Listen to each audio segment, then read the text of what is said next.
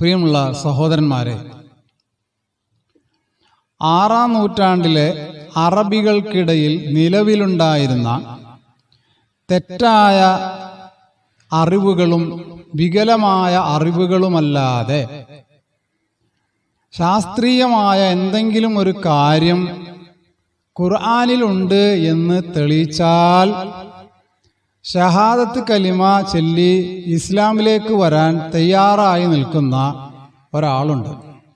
മുഹമ്മദ് നബി ഉൾപ്പെടുന്ന ആ കാലഘട്ടത്തിലെ നാടോടികളായ അറബികൾക്ക് അന്ന് അറിയാവുന്ന കാര്യങ്ങളല്ലാതെ പിന്നീട് സയൻസ് കണ്ടെത്തിയ എന്തെങ്കിലും ഒരറിവ് ഖുർആനിൽ ഉണ്ട് എന്ന് തെളിയിച്ചാൽ ഞാൻ ഇതുവരെ പറഞ്ഞ കാര്യങ്ങളെല്ലാം പിൻവലിച്ച് ഞാൻ ഷഹാദത്ത് കലിമ ചൊല്ലി ഇസ്ലാമിലേക്ക് വരാൻ തയ്യാറാണ്. ഇതൊരു ചലഞ്ചാണ്.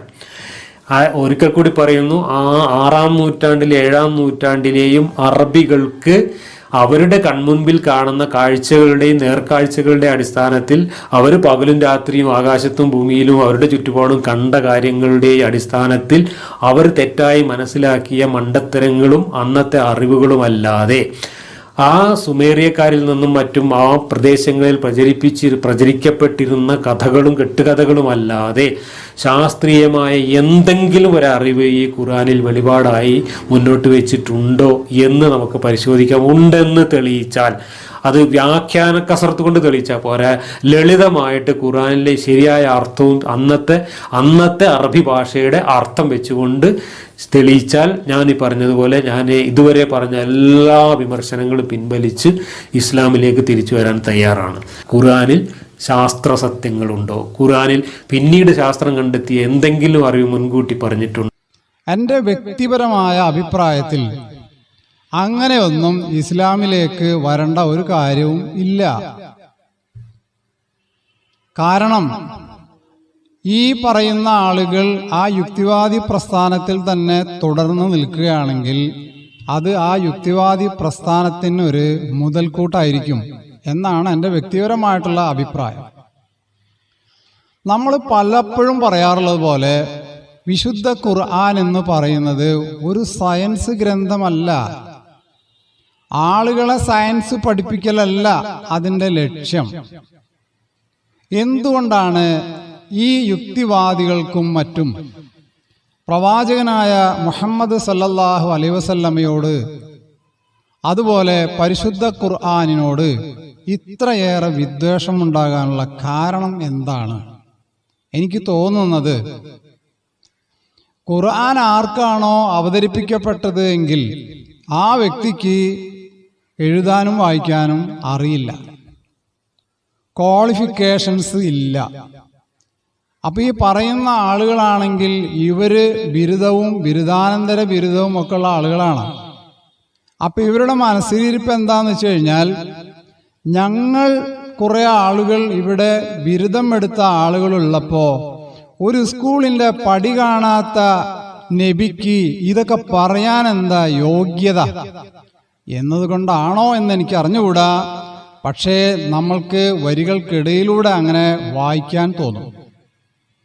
നബി സല്ലല്ലാഹു അലൈഹി വസല്ലമക്ക് എഴുതാൻ അറിയായിരുന്നോ വായിക്കാൻ അറിയായിരുന്നോ എന്ന കാര്യത്തിൽ തന്നെ യുക്തിവാദികൾക്കിടയിൽ അഭിപ്രായ വ്യത്യാസങ്ങളുണ്ട്. ചിലർ പറയുന്നത് നബി തിരുമേനി അത്യാവശ്യമൊക്കെ എഴുതിയിരുന്നു, അത്യാവശ്യമൊക്കെ വായിച്ചിരുന്നു എന്നാണ് ചിലരുടെ അഭിപ്രായം. വേറെ ചില ആൾക്കാർ പറയണത് നബി എഴുതിയിരുന്നില്ല, നബിയൊക്കെ അത് പറയാണ് ചെയ്തിരുന്നത്, എഴുതിയതൊക്കെ വേറെ ആൾക്കാരായിരുന്നു, അങ്ങനെ പറയുന്നവരും ഉണ്ട്. എന്തായാലും ഈ കാര്യത്തിൽ അവർക്ക് തമ്മിൽ ഒരു യോജിപ്പിലെത്താൻ കഴിഞ്ഞിട്ടില്ല. പരിശുദ്ധ ഖുർആൻ ഈ കാര്യത്തെ സംബന്ധിച്ച് പറയുന്നത് നീ നിന്റെ വലം കൈകൊണ്ട് എഴുതിയിരുന്നില്ല എന്നാണ്. ഇനി ഇതിനെ തിരിച്ചു മനസ്സിലാക്കണ്ട, അപ്പൊ ഇടത് കൈ കൊണ്ട് എഴുതിയിരുന്നോ എന്ന്. സാധാരണ മനുഷ്യന്മാര് വലത് കൈ കൊണ്ടാണല്ലോ എഴുതാറ്. അപ്പോ നബി തിരുമേനി സല്ലല്ലാഹു അലൈഹി വസല്ലമ ഒന്നും എഴുതിയിരുന്നില്ല. അപ്പോൾ പറയും പല രാജാക്കന്മാർക്കും കത്തുകൾ എഴുതിയിട്ടുണ്ടല്ലോ എന്ന്. അത് ശരിയാണ്. അന്ന് എഴുതാനറിയാവുന്ന ചുരുക്കം ചില ആളുകളുണ്ടായിരുന്നു. അവരാണ് ഈജിപ്തിലേക്കും റോമാ സാമ്രാജ്യത്തിലേക്കൊക്കെ അവിടെയുള്ള രാജാക്കന്മാർക്ക് കത്തുകൾ എഴുതിയിട്ട് നബി തിരുമേനി സല്ലല്ലാഹു അലൈഹി വസല്ലം ആ കത്തുകളുടെ താഴെ സീല് വെച്ചിരുന്നു. അല്ലാതെ കത്ത് എഴുതിയത് നബി തിരുമേനി അല്ല. ഒരു ഭാഷ സംസാരിക്കണമെങ്കിൽ ആ ഭാഷയുടെ ലിപികൾ അറിയണമെന്നുണ്ടോ? അങ്ങനെ വാശി പിടിക്കേണ്ട വല്ല കാര്യമുണ്ടോ? ഗൾഫിൽ പോയിട്ടുള്ള ഒരുപാട് അമുസ്ലിങ്ങളില്ലേ? ആ അമുസ്ലിങ്ങളൊക്കെ വളരെ മനോഹരമായിട്ട് അറബി സംസാരിക്കുന്നില്ലേ? അവർക്കൊന്നും അറബി അക്ഷരങ്ങളൊന്നും അറിയില്ലല്ലോ. അപ്പൊ ഒരു ഭാഷ സംസാരിക്കാൻ ആ ഭാഷയിലെ ലിപികൾ അറിയണമെന്നില്ല. നമ്മൾ ജനഗണമന പാടാറുണ്ടല്ലോ, ദേശീയ ഗാനം. മറാഠി ഭാഷ അറിഞ്ഞിട്ടാണോ നമ്മളത് പാടുന്നത്? അപ്പോൾ ചുരുക്കത്തിൽ ഒരു ഭാഷ സംസാരിക്കുന്നതിന് ആ ഭാഷയുടെ ലിപി അറിഞ്ഞുകൊള്ളണം എന്നില്ല. അപ്പോൾ ഇഖ്റ ബിസ്മി റബ്ബിക എന്ന് പറയുമ്പോൾ, നീ നിന്റെ രക്ഷിതാവിന്റെ നാമത്തിൽ വായിക്കുക എന്ന് പറയുമ്പോൾ, ഒരു നോട്ടീസ് പോലെ എന്തെങ്കിലും കൊടുത്തിട്ട് നബിയോട് വായിക്കാൻ ആവശ്യപ്പെടുകയല്ല അവിടെ ചെയ്യുന്നത്. മറിച്ച് ജിബ്രീൽ അലൈഹിസ്സലാം എന്ന മാലാഖ മലക്ക് നബി തിരുമേനിക്ക് ഓതിക്കേൾപ്പിച്ചു കൊടുക്കുന്ന വചനങ്ങളെ ഏറ്റുപറയാനാണ് അവിടെ പറയുന്നത്. അല്ലാതെ അവിടെ ഇഖ്റ എന്ന് പറഞ്ഞത് കൊണ്ട് നബിക്ക് എഴുത്തറിയാമായിരുന്നു, വായന അറിയാമായിരുന്നു എന്നൊക്കെ പ്രചരിപ്പിക്കുന്നത് അതിനെക്കുറിച്ച് അറിയാത്തത് കൊണ്ടാണ്. ഇനി 6-ാം നൂറ്റാണ്ടിലെ അറബികൾക്ക് അറിയാമായിരുന്ന വികലമായ ചില കാര്യങ്ങളല്ലാതെ പുതിയ എന്തെങ്കിലും കാര്യങ്ങൾ ഖുർആനിലുണ്ട് എന്ന് തെളിയിച്ചാൽ ഇസ്ലാം മതം സ്വീകരിക്കാൻ വേണ്ടി തയ്യാറായി നിൽക്കുന്ന ഒരാളുണ്ടല്ലോ, സത്യം പറയട്ടെ, അയാൾക്ക് വേണ്ടിയിട്ടല്ല ഞാനിത് അവതരിപ്പിക്കുന്നത്. വേറെ ചില പാവപ്പെട്ട ആളുകളുണ്ടല്ലോ, അവർക്ക് വേണ്ടിയിട്ടാണ്. പരിശുദ്ധ ഖുർആനിൽ നമ്മൾ ഇങ്ങനെ ഓതുന്നുണ്ട്, വൽ വാലിദാത്തു യുർളിഅന ഔലാദഹുന്ന ഹൗലൈനി കാമിലൈനി. മാതാക്കൾ അവരുടെ കുട്ടികൾക്ക് പരിപൂർണമായ 2 കൊല്ലക്കാലം പാലൂട്ടേണ്ടതാകുന്നു. ഈ പറഞ്ഞ പ്രസ്താവനക്ക് 14 നൂറ്റാണ്ട് പഴക്കമുണ്ട്. ജീവിതത്തിലെ ഒരു പ്രത്യേക സാഹചര്യത്തിൽ വിവാഹമോചനം സംഭവിച്ചാൽ പോലും ആ സ്ത്രീയിൽ ജനിക്കുന്ന കുട്ടി പാല് കുടിക്കാതിരിക്കാൻ പാടില്ല എന്നുള്ളൊരു നിർബന്ധം പരിശുദ്ധ ഖുർആനിനുണ്ട്. അപ്പോൾ ഇത് അധ്യായം 2-ലെ 233-ാമത്തെ വചനമാണ്. ഇനി നമുക്ക് ഇതൊന്ന് അനലൈസ് ചെയ്ത് നോക്കാം.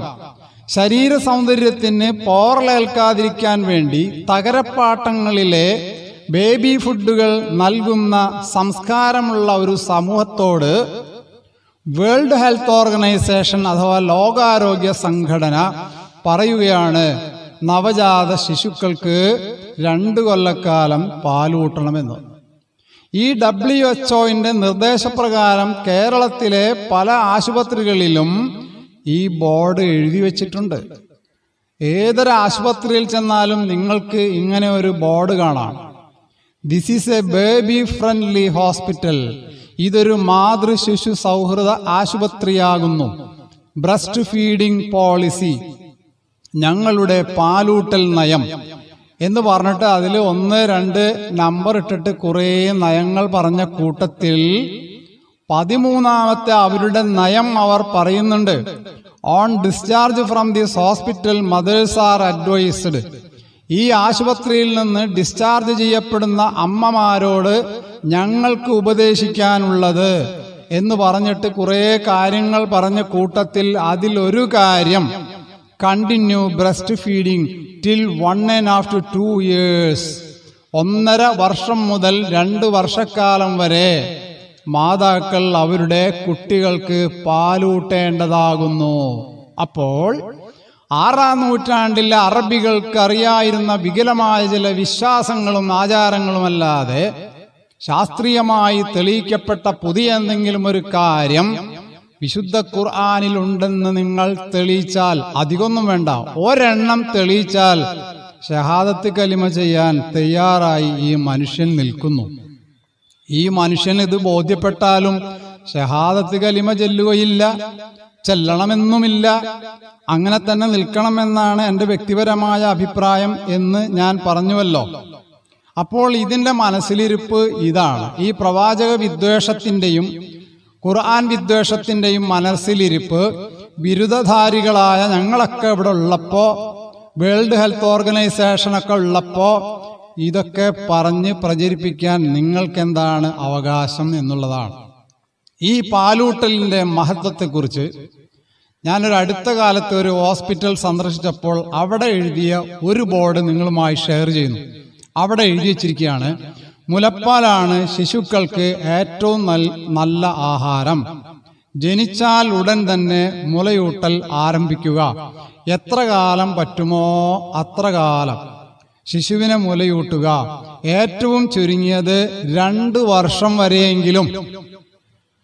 6-ാം നൂറ്റാണ്ടിൽ ഇറങ്ങിയ ആ ഗ്രന്ഥത്തിൽ പറയാണ്, വൽ വാലിദാത്തു യുർദിഅന ഔലാദഹുന്ന ഹൗലൈനി കാമിലൈനി. മാതാക്കൾ അവരുടെ കുഞ്ഞുങ്ങൾക്ക് 2 വർഷക്കാലം പാലൂട്ടേണ്ടതാകുന്നു. ആശുപത്രിയിൽ എഴുതി വച്ചിരിക്കുന്നു, മാതാക്കൾ അവരുടെ കുട്ടികൾക്ക് 2 കൊല്ലക്കാലം പാലൂട്ടണമെന്ന്. അപ്പോൾ എന്താണ് ഈ വിരോധത്തിന്റെ അവസ്ഥ? തന്നെയുമല്ല, മാതൃശിശു ബന്ധം ശക്തിപ്പെടുത്തുന്നതിനും അമ്മയുടെ ഗർഭപാത്രം പൂർവസ്ഥിതിയിലാകുന്നതിനും ഈ പാലൂട്ടൽ പ്രക്രിയ സഹായകരമാണെന്ന് അടുത്ത കാലത്ത് തെളിയിക്കപ്പെട്ടിട്ടുണ്ട്. ഇതിനോട് ചേർത്ത് വായിക്കുവാൻ മറ്റൊന്നുകൂടി, ബേബി ഫുഡുകൾ പ്രൊഡക്റ്റ് ചെയ്യുമ്പോൾ, അത് വിപണിയിലിറക്കുമ്പോൾ ആ ബേബി ഫുഡുകളുടെ പാക്കറ്റിന്മേൽ എഴുതി വെക്കണമെന്ന് നിർബന്ധമുണ്ട്. എന്താണ് ആ പരസ്യം? മാതാക്കൾ അവരുടെ കുട്ടികൾക്ക് മുലപ്പാൽ മാത്രമേ കൊടുക്കാവൂ എന്ന് എഴുതി വെക്കണം. അത്ര കൂടി ആ വിഷയം വളർന്ന് വലുതായിരിക്കുന്നു. അപ്പോൾ ഞാൻ ഈ ചെറിയ വീഡിയോയിലൂടെ ഇവിടെ അവതരിപ്പിക്കുന്നത്, ഇങ്ങനെ ഷഹാദത്ത് കലിമ ചെല്ലാൻ വേണ്ടി വെപ്രാളപ്പെട്ട് നിൽക്കുന്ന ഒരാളെ ഷഹാദത്ത് കലിമ ചെല്ലിക്കാൻ വേണ്ടിയല്ല, ഒരിക്കലുമല്ല. പക്ഷേ അറിയാത്ത കുറെ പാവപ്പെട്ട ജനങ്ങളുണ്ട്. ആ ജനങ്ങൾക്ക് വിശുദ്ധ ഖുർആനിൻ്റെ ഈ സന്ദേശം എത്തിക്കുക എന്നത് മാത്രമാണ് എൻ്റെ ഇതുകൊണ്ടുള്ള ഉദ്ദേശം. വീണ്ടും വരാം മറ്റൊരു വിഷയവുമായി.